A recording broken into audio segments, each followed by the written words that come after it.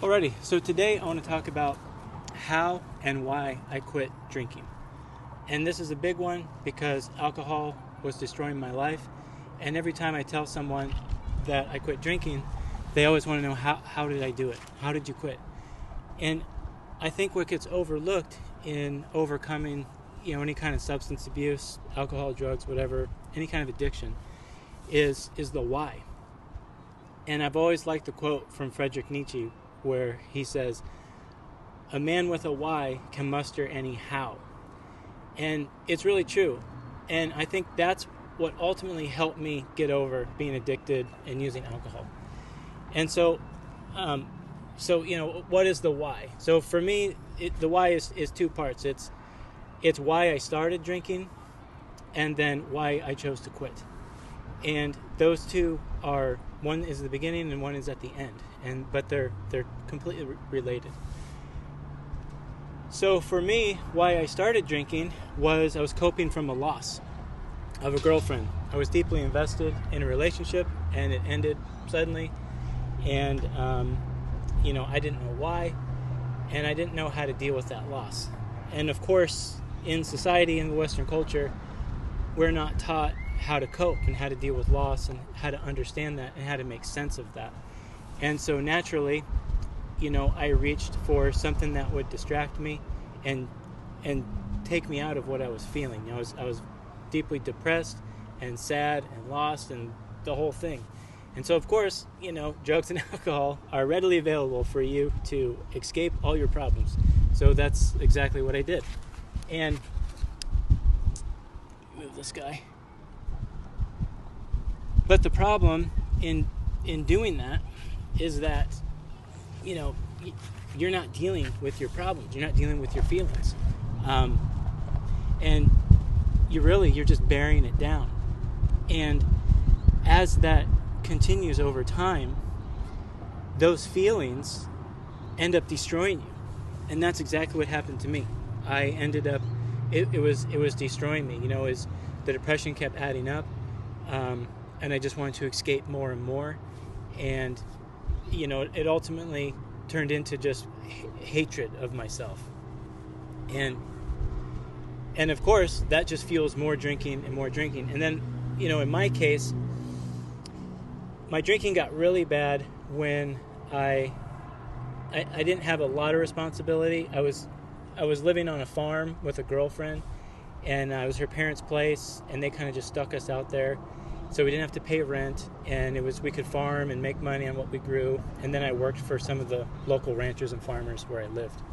And that wasn't good because, at least if you have like a 9 to 5 and you have to get up in the morning and you have responsibility and obligation, your drinking and your drug use will kind of stay in check. But, I didn't have that, so it got worse. And then what made it even worse was my neighbor was a gnarly drunk himself, and he was making moonshine and whiskey, all that shit.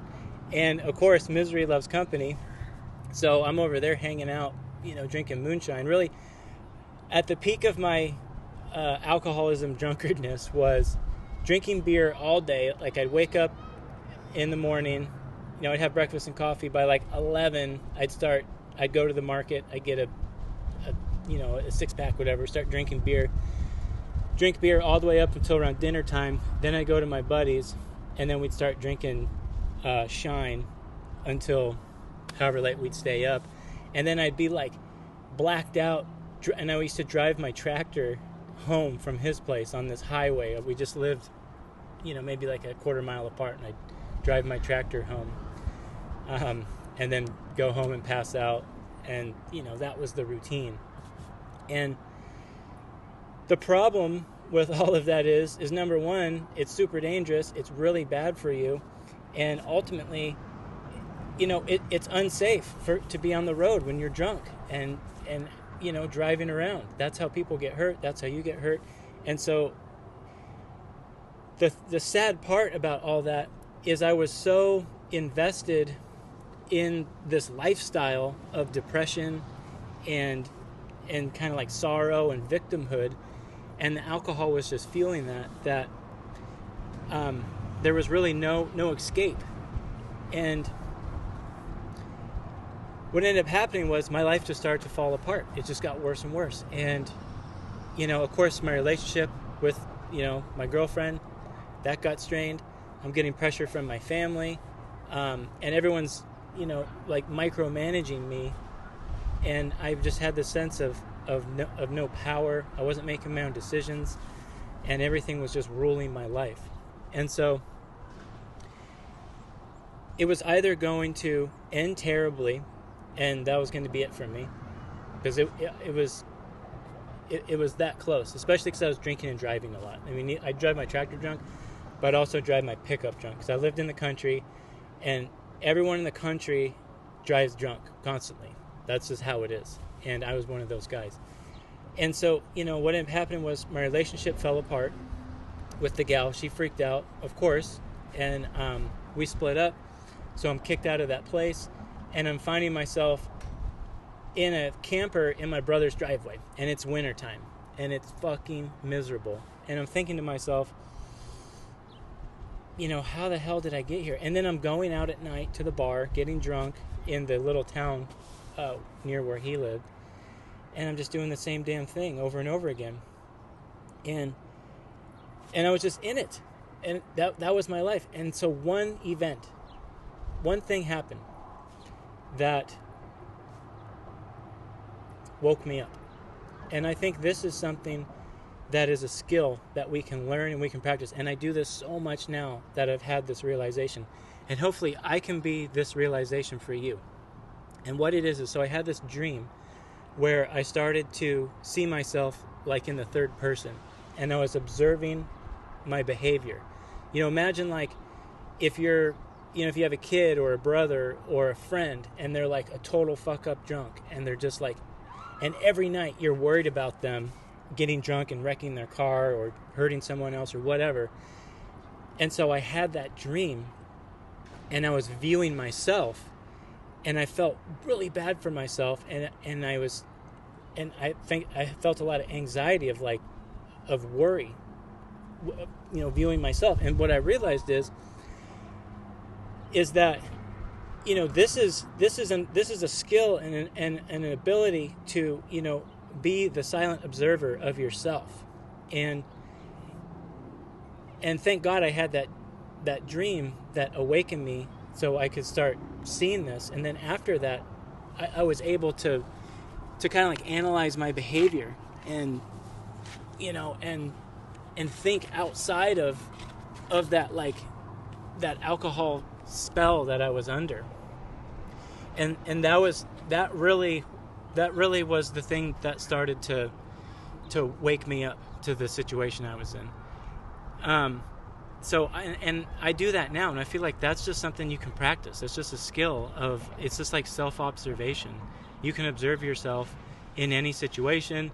You can think back on your day and how you interacted with people, and think about, the things you did and the choices you made. And I think that's incredibly powerful. And that's definitely one of the things that helped me stop drinking. But there's a few others. So around that time, the drinking was really bad, and my whole life was like falling apart. So it's like everything kind of came to a head for me. And the drinking was just part of it. But the drinking was really fueling a lot of the negativity. And so I got some advice from my drunkard friend. His name's Eldon. And one thing I've noticed about people who are in a bad spot and going through a hard time is it's easier for them to give advice to other people than it is to take that own advice for themselves. And he had the innate ability to do that. He gave great advice, but he himself didn't heed his own advice. And unfortunately, he died from alcoholism. He drank himself to death. And he died when he was in his 50s, like early 50s. And so he's no longer with us. But I got to be friends with him for a few years when I was his neighbor, and he imparted amazing wisdom and advice to me when I was having a terrible time. So, I want to pass that on to you. That's why I'm making all these videos, because I learned so much from him, and it helped me a ton. So any advice that I can pass on, I want to do that. And so the one thing that he really hammered home to me, it's the concept of conscious decision making and empowering yourself with the realization and the understanding that you are the only one that makes all your decisions. You make every decision, whether you are aware of it or not. That's the whole thing about this, is understanding it takes awareness of the decisions that you're making. Because I was living my life thinking I was letting other people influence how I was making decisions. And I ultimately felt like everything I did had to be for other people.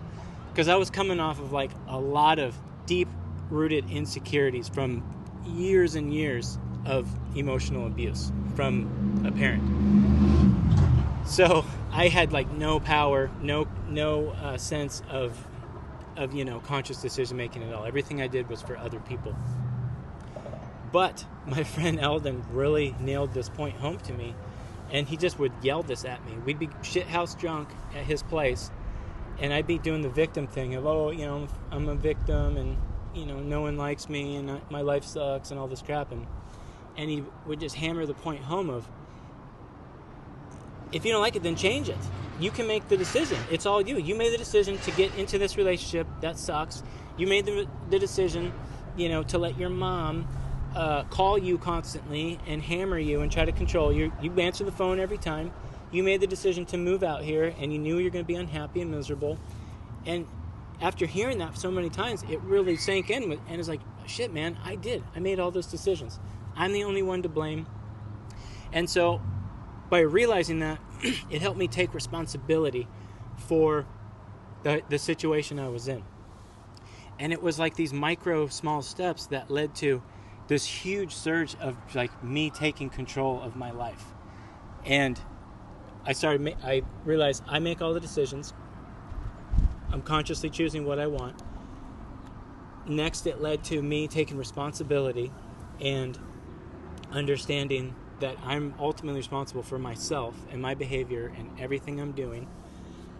That in turn led to me starting to forgive myself, because I was deeply depressed. I had a lot of anxiety, a lot of insecurity, and I felt like I wasn't good enough, and I had to do everything to like show people that I was good enough. That was my whole thing with this weird insecurity. And just starting to forgive myself of like letting go of like, I don't need to be that for other people. I need to focus on myself.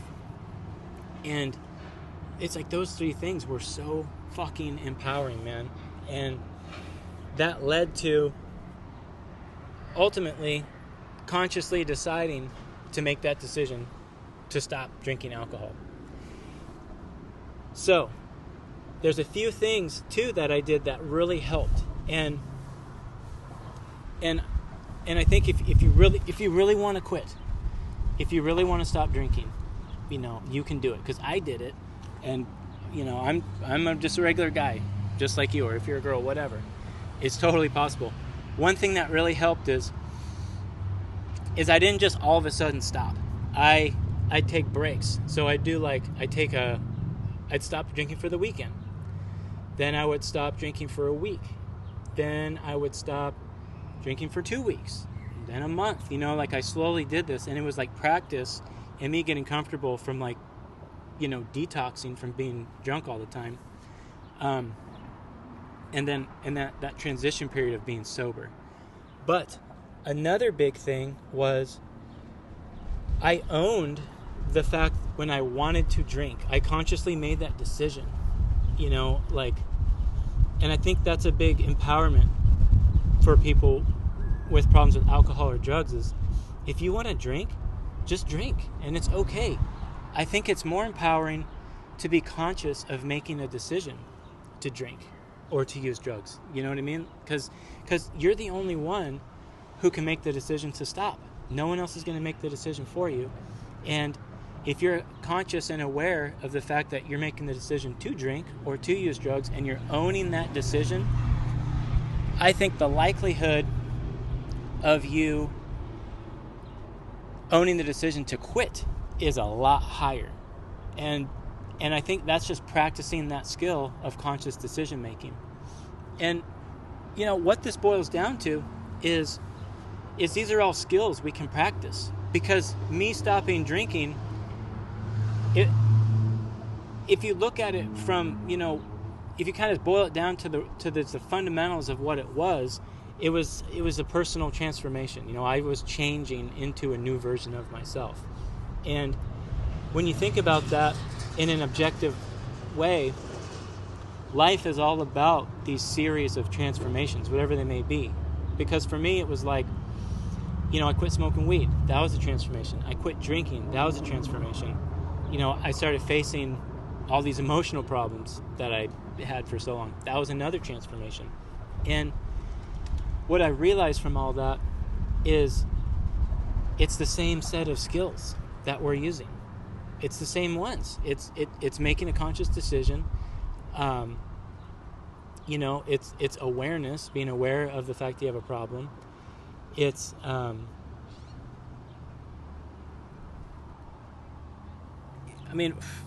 conscious decision making. Well, okay, I'm just going to walk through. First, you got to be aware that you have a problem.